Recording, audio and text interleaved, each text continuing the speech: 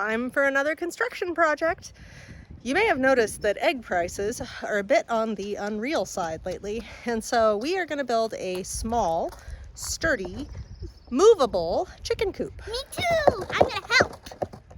Here are a couple of the sketches that I mocked up, and we'll plan more of this kind of as we go. But we are using leftover lumber, as is my fondest desire in life, apparently. So I just kind of am going to see what happens with what I've got as far as some of the dimension. Some things, however, are non-negotiable. Anything that touches the ground really should be composed of pressure-treated material. And so I have this leftover long board, which happens to be just the right length for what I'm trying to do, because the dimensions of my coop are going to be 4 feet by 4 feet. And this is a little over 16 feet long. So I'm going to measure 2 at 4 feet. And then because they're going to be butted up against each other to form a square, 2 of them are actually going to be 3 feet 9 inches. Here's what I mean by that. So each square represents 6 inches. So 2 squares is a foot. And you can see that my long sides there on left and right are the full 4 feet.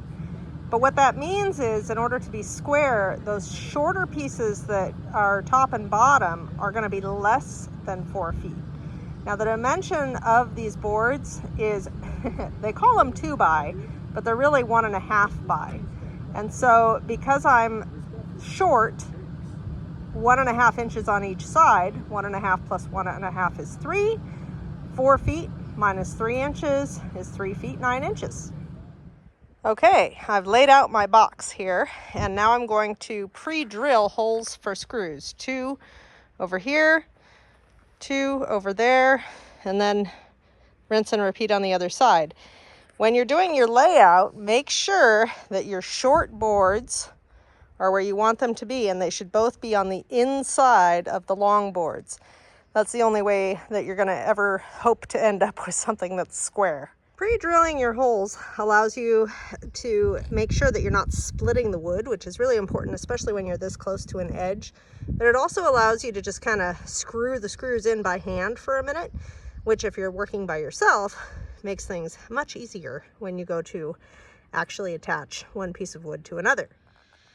When you're working on uneven ground like this, sometimes it's helpful to find a shim or 2 to stick underneath, just to make sure that your tops of your boards wind up flush with each other.